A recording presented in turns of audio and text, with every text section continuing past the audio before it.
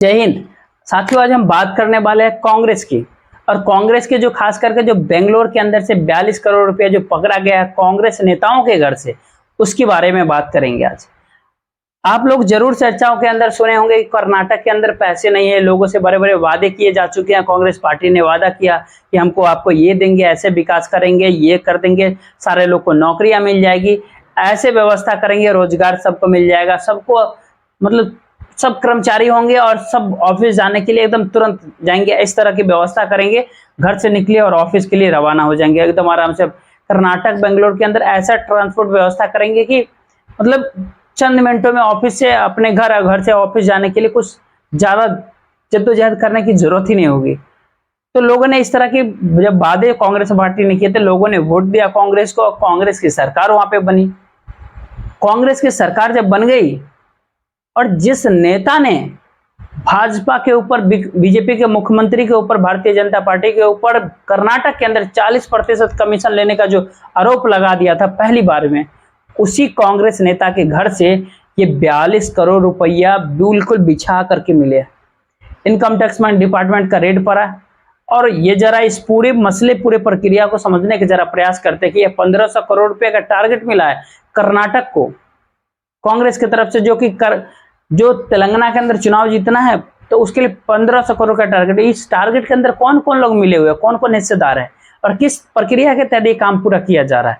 आरोप तो कर्नाटक के अंदर भी लगेगा। डीके सिंह कुमार 2 बरबर के रुपया खर्चा करवाया है मुख्यमंत्री बनने के लिए, और मुख्यमंत्री नहीं बन गए तो फिर सिद्धिरमैया।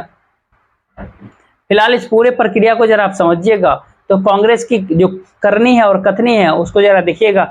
और कोई ऐसे पत्रकार जो अगर इस पे स्टोरी बनाए तो ये 42 करोड़ रुपया और 22-23 बैगों में भर करके मतलब वहां से लेकर के निकाला गया, और डायरेक्ट डीके सिंह कुमार का उसमें नाम है, डायरेक्ट उसमें सिद्धिरमैया जी का नाम है, उसमें कांग्रेस के बड़े नेताओं के और भी नाम आ रहे हैं।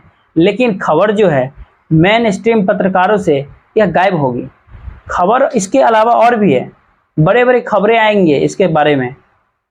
कर्नाटक के अंदर कांग्रेस जीतना ही इसलिए चाहती थी कि कर्नाटक जीत जाएंगे तो अन्य राज्यों के चुनाव लड़ने के लिए बहुत पैसा वहां से आ जाएगा, क्योंकि कर्नाटक बेंगलोर आईटी सिटी है वहां, तो वहां पैसा बहुत है। अब इस पूरे प्रक्रिया में और आगे है क्या, आयकर विभाग के अधिकारियों को बेंगलोर के अंदर फ्लैट के बिस्तर से करोड़ों की नकदी मिली। आयकर अधिकारी इस मामले की इस सिलसिले में 1-2 पार्षद और उसके पति से पूछताछ कर रहे हैं। 5 राज्यों में खास करके राजस्थान विधानसभा चुनाव के लिए फंडिंग के लिए बेंगलोर में सोने के आभूषण देख लीजिए, राजस्थान में भी फंडिंग करने के लिए, कर्नाटक में भी, कर्नाटक तेलंगाना के अंदर भी फंडिंग करने के लिए। इस तरीके से जो 5 विधानसभा का चुनाव जो है, कर्नाटक के व्यापारियों से उन खबरों के अंदर से यही बात आ रही है कि उन लोगों के लिए फंडिंग की जा रही है। ये कर्नाटक के अंदर से अब ये कहा जा रहा है सोने के आभूषण को भी जो ठेकेदार है उसको बड़ी मात्रा में धन इकट्ठा किया जा रहा है।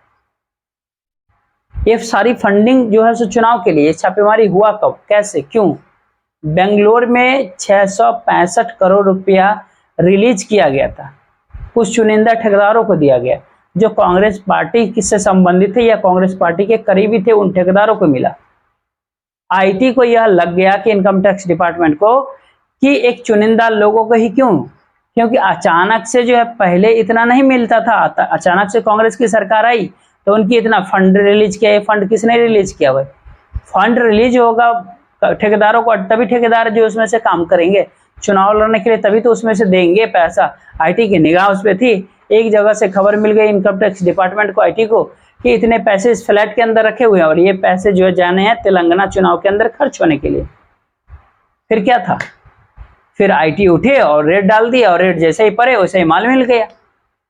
आप बिल्कुल इस चीज को समझ जाइए कि जो तो चला गया चोरी से, जिसको पता नहीं चला उसकी बात ही नहीं कर पा रहा है, और जो मिल गया माल, जो धरा गया फ्लैट के अंदर 42 करोड़ रुपया आत्मानंद करके, जो एक और है फ्लैट है, जो फ्लैट है, और उसमें कहा गया कि यह रकम कथित रूप से चेन्नई होते हुए हैदराबाद ले जानी थी।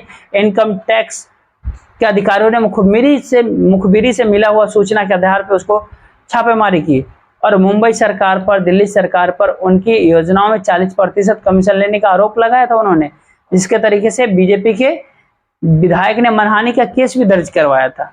उसी कर्नाटक के अंदर जो इस अध्यक्ष एक थे, उसी कर्नाटक में उन्होंने इनकम टैक्स रेट पर वो ऑब्जेक्शन दिया कि मैंने 8 सालों में ऐसी